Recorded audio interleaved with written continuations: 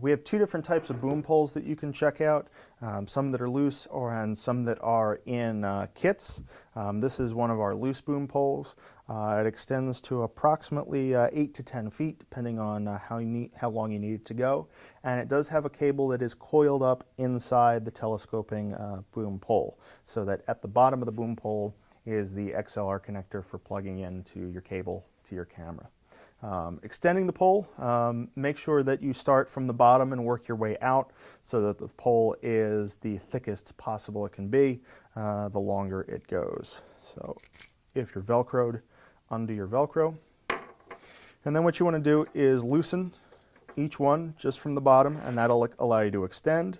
Once you get it to the point that you want it, okay, tighten it back up.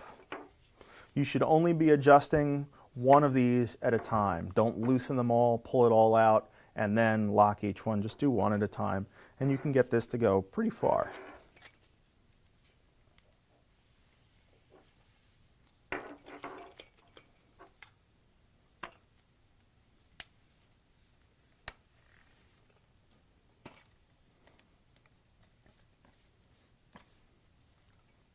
Running out of room.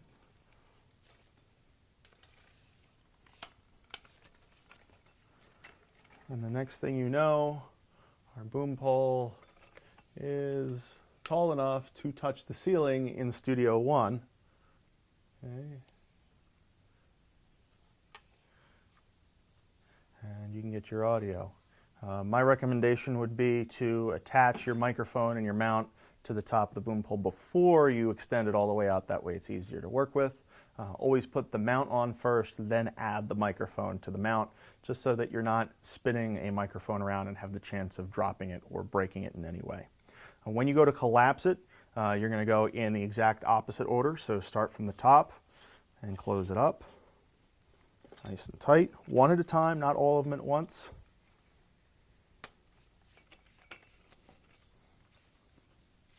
And you don't have to loosen these very much, just maybe 2 or 3 little twists, and you're set to go.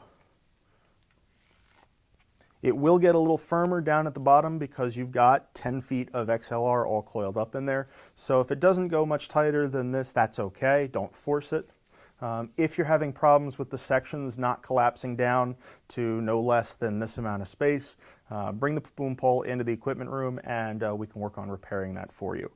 As long as it comes back all in one piece, we're happy and we can work on fixing it after that. But if you follow these rules and these kind of guidelines for both extending and compacting the boom pole, it should be in much better shape for much longer during the year. There's often a question of which way you twist each of these locking adjustments to get them looser or tighter.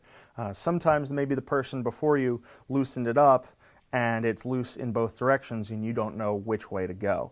The rule of thumb is if you're going to turn the sleeve in a clockwise motion, it will be tightening everything up.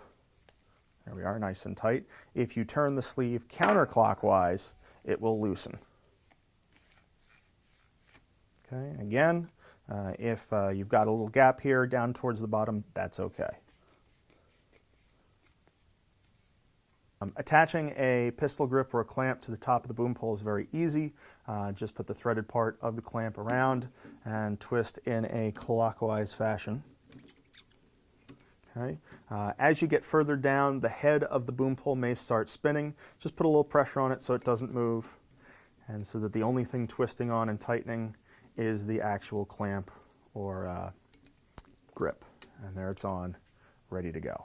To remove, again, you're going to put a little pressure on the bottom so that this piece doesn't spin infinitely, and twist in a counterclockwise motion, and this will loosen your clip or clamp.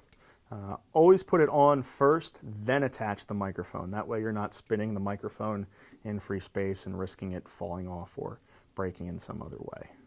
When you're ready to use your boom pole and attach your microphone, put the mount on first before you attach the microphone. So take the threaded end of the mount and align it with the peg on the top of the boom pole. As you go, it might start to rotate this top piece on the boom pole. So just pinch it a little bit so that it doesn't move around so much. And just make your top finger tight. You don't want to have to use a wrench to get this loose. So as long as it's kind of firm on there, It is a fairly long threaded screw, so if it starts to become loose, you can tighten it up a little bit more. So once your mount is on your boom pole, you can attach your microphone. Here we have the pistol grip type A, so we're going to slide the microphone in from the front, tighten up our locks here, turn the microphone on, and connect the XLR cable that runs through the boom pole to the back of the microphone. Make sure it clicks, and we're ready to go. Don't forget, once you've got the microphone attached to the top of the boom, to connect the boom pole to your camera using a standard XLR cable.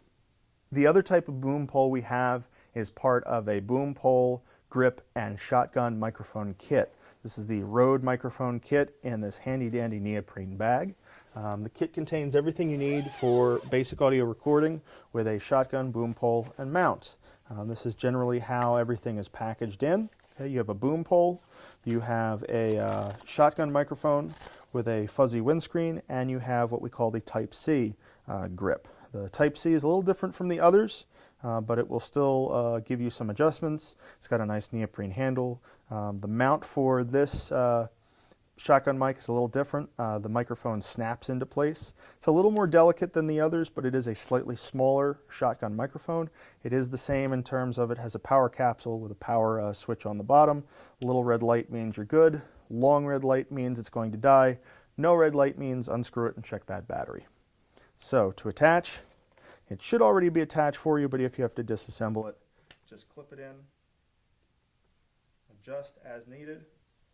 And this one has a threaded mount. It will screw right onto the back of your boom pole, just as any other shotgun grip would to a boom pole. This one extends in the same ways as the others.